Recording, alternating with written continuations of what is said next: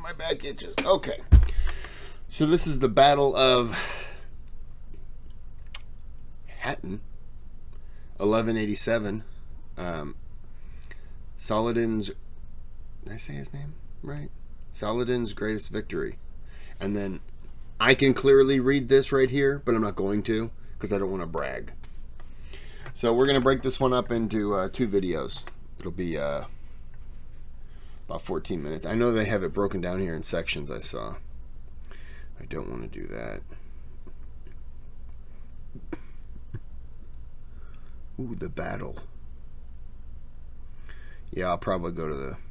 I might go to here. I don't know. We'll see how I feel. We're going to start the video right now. This was a request, by the way.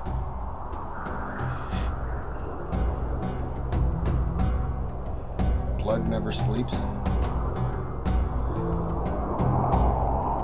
During the second half of the 12th century, a dramatic Muslim revival reaches its zenith under the command of Saladin Yusuf ibn Ayyub, a courageous and brilliant leader, known to contemporary Muslims as Al-Nasir, the Victorious, and to Europeans as Saladin. Saladin. Saladin? Saladin Yusuf ibn Ayyub. That is a lot. Oh. Could you imagine if he had to, like, you know, he just uses his credit card, right? He's at a hotel, he uses his credit card, and then he has to write his whole name out? He would have to get a credit card back out and swipe to get a room for the next night because he's not going to finish spelling his name. It is impressive, though. Is that common? I'm going to stop talking. Just get the video. He seeks nothing less than to unite all Muslims between the Euphrates and the Nile against a common enemy.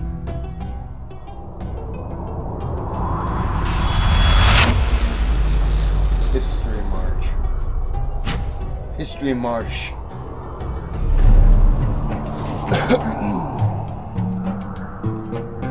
You don't have to thank me. In the late 11th century, the Fatimid Caliphate is in decline, and the Seljuk Empire is crumbling. In this period of Muslim weakness, the First Crusade strikes the Levant. Christian lords and knights impose institutions of Western Europe upon the social and political structures of the conquered lands. Their rule is relatively stable, largely thanks to Muslim disunity.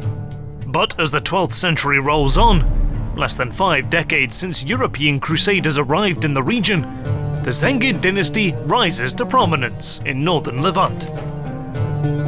Under competent leadership of Imad ad-Din Zengi, they defeat the Crusaders and retake the city of Edessa in 1144, thus, in effect, provoking the Pope to call for the Second Crusade.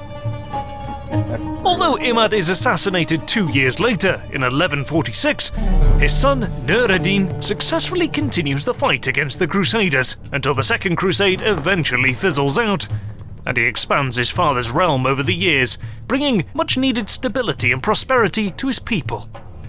It is during Nur ad-Din's reign that Saladin begins his rise to prominence.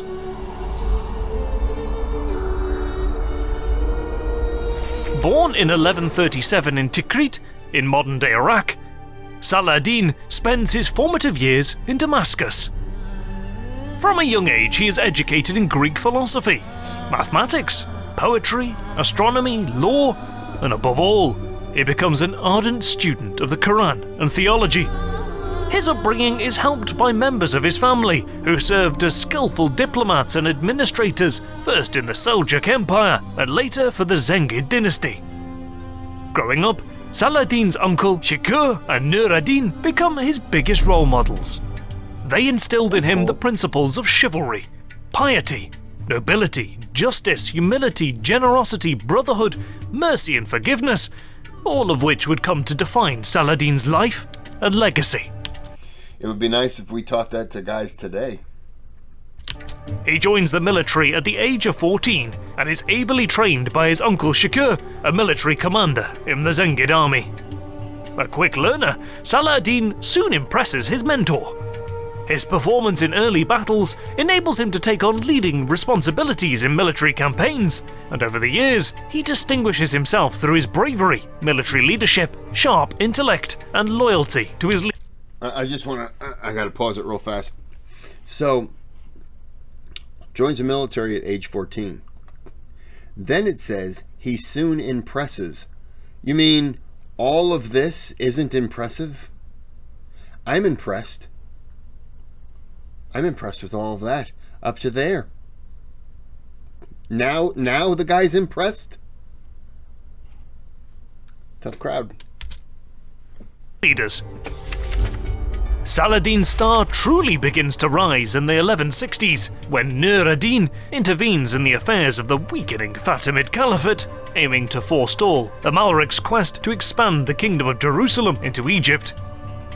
Recognized as a competent, trustworthy, and ambitious leader, in 1164, Saladin is sent to Egypt as part of the command structure of a Zengid army, commanded by his uncle Shakur.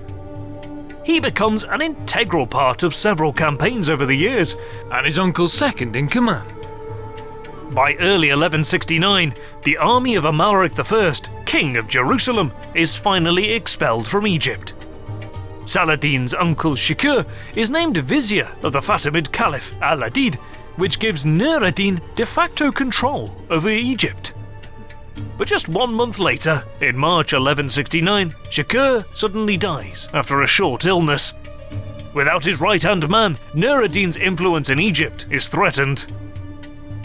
Al-Adid senses an opportunity to strengthen his own position and quickly appoints Saladin without waiting for a decision from Damascus, thinking that a young vizier with no political power in Egypt will be easy to control. However, the 31-year-old Saladin proves to be more than what Al-Adid has bargained for. The young vizier takes advantage of the Fatimid political system, and through clever tactics, he gradually installs his close family members in key government and military positions, which enables him to consolidate his power enough to overthrow and dissolve the Fatimid Shia Caliphate just 2 years later, in 1171, thus founding the Ayyubid dynasty. Saladin can now concentrate on strengthening Egypt as a bastion of Sunni Muslim power, with himself as governor in the name of Nur ad-Din. He revitalizes the economy, establishes civic institutions, and greatly improves education by building a law college in Alexandria and a vast number of schools all over Egypt, giving school administrators and teachers good salaries, which attracts many scholars from across Asia and Europe, turning Egypt into an intellectual powerhouse of the 12th century.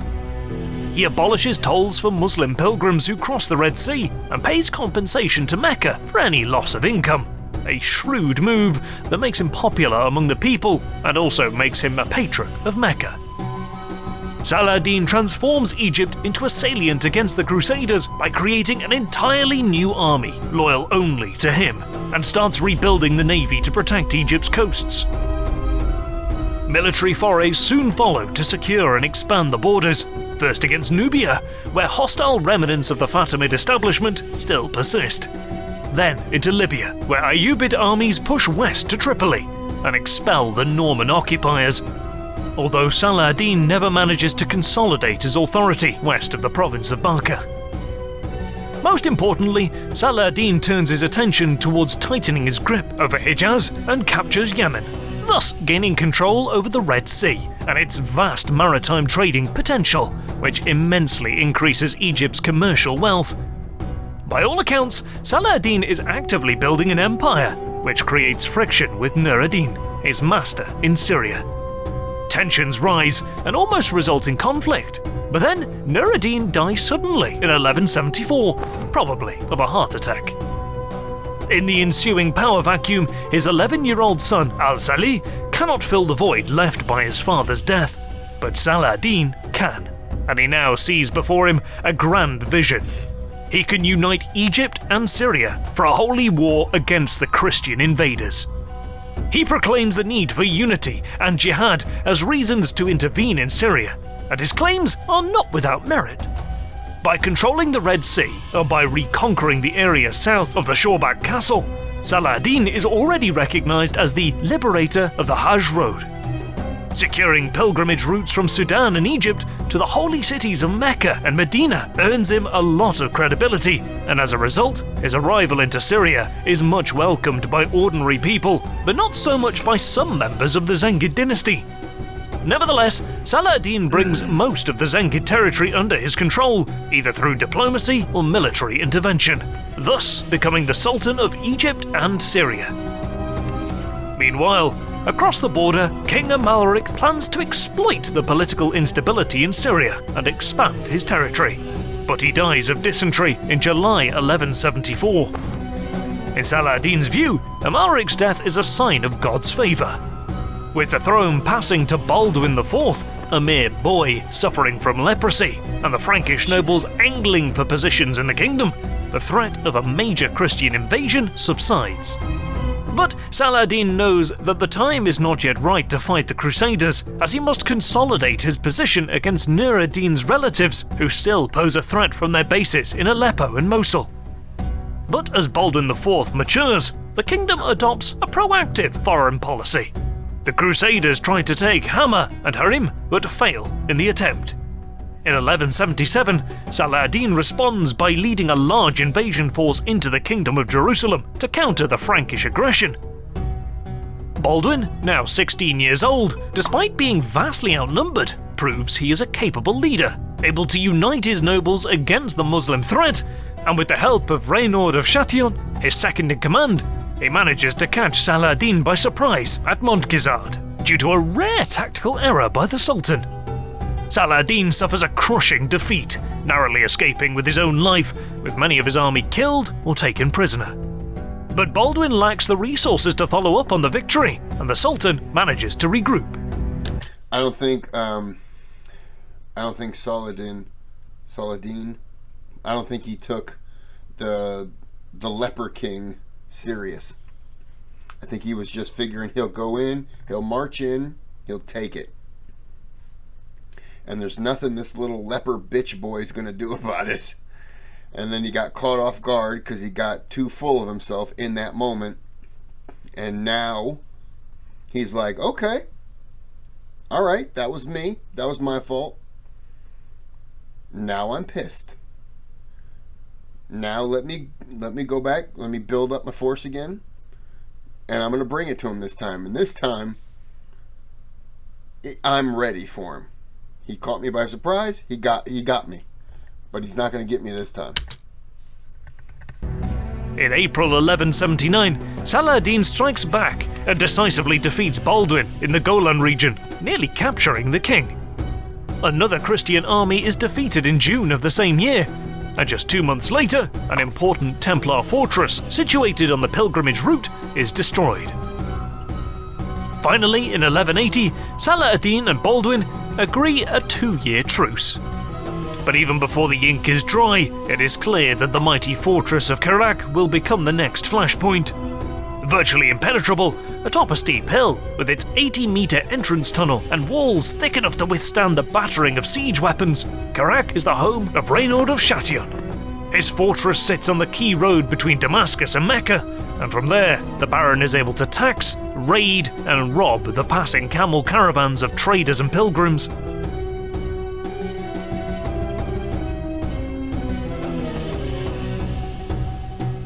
Truce or no truce, Reynaud thinks that Muslims should not be allowed to pass freely.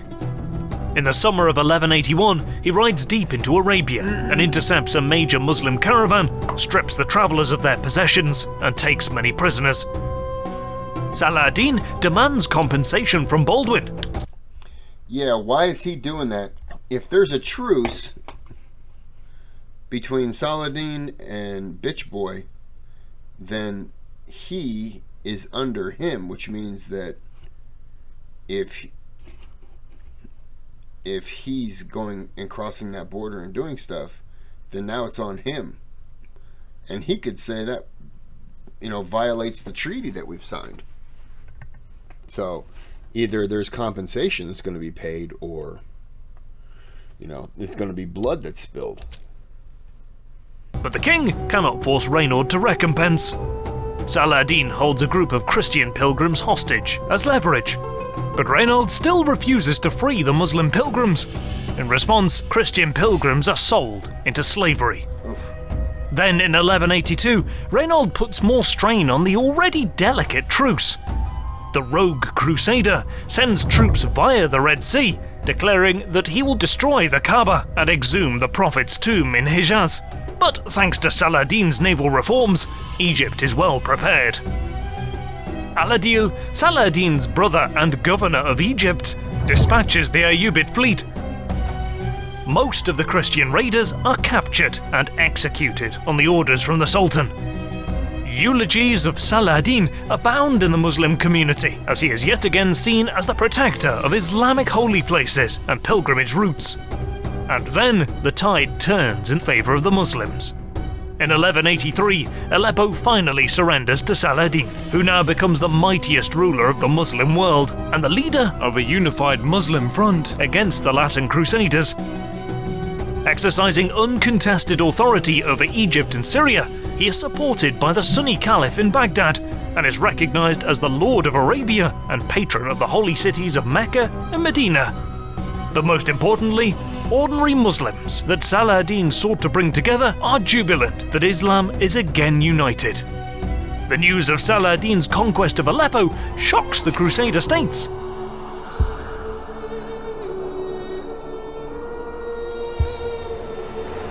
Saladin can now direct his vast resources to put pressure on the Kingdom of Jerusalem almost along its entire border. A devastating raid into Christian lands is followed by several probing attacks on the fortress of Kerak, testing the resolve of the Franks and putting strain on their resources. To make matters worse for the Crusaders, the tragic life of Baldwin IV is over. The king's final act was to try and secure peace by sending Raymond of Tripoli to negotiate a 4-year truce, which Saladin readily agrees to, because he has problems of his own with the Zengid ruler in Mosul, who is forming a coalition against him. But the leper king's successor, Baldwin V, is a sickly child, and he dies just a year later, triggering a succession crisis. After a period of political turmoil, the throne passes on to Baldwin IV's sister, who in turn crowns her husband, Guy of Lusignan, as king of Jerusalem. But the new king is not able to control his vassal nobles. Then comes troubling news from the south. In December 1186, Reynaud of Chatillon once again violates the truce. Oh my God! He overruns another rich caravan, slaughters and imprisons many Muslims. Saladin immediately dispatches an envoy, demanding the return of hostages and treasure, threatening the truce breaker with vengeance. But Reynaud, resting on his laurels behind the walls of Kerak, refuses to even receive the envoy. Upon hearing of this, Saladin finally loses his patience and swears that he will take the life of Reynaud with his own hand. His anger, beyond words, beyond bounds. Yeah, I'm getting annoyed at this guy. In early 1187, Saladin gathers his generals in Damascus to draw up plans for a major invasion. Messengers... Did you see what that said? It said, "Let's look at some maps, lads." I don't know why, but that just made me laugh. Galloped to all corners of the state, urging action, vengeance, a war of liberation and annihilation. The words jihad and Jerusalem are on the lips of all Muslims who answer Saladin's call. Estrogen is killing men. In the next 60 seconds, I'm going to tell you all about this. I have a feeling, and I don't know, but I'm wondering if Saladin, if he would send, hold on, I paused it. I'm wondering, and this is just me, if he would send another, this time send a fake caravan loaded with military. Because that definitely, because he's in a fortress, to try to lure him out.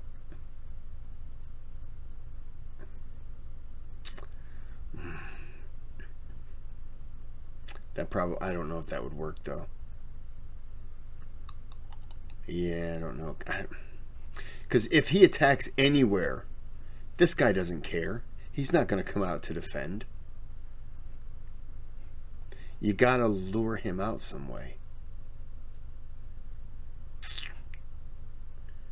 Well, I'm gonna go to here just before the battle, so I'm really curious now to see what happens, how it happens. Saladin leaves garrisons along the border to protect the northern flank and begins raiding Christian lands.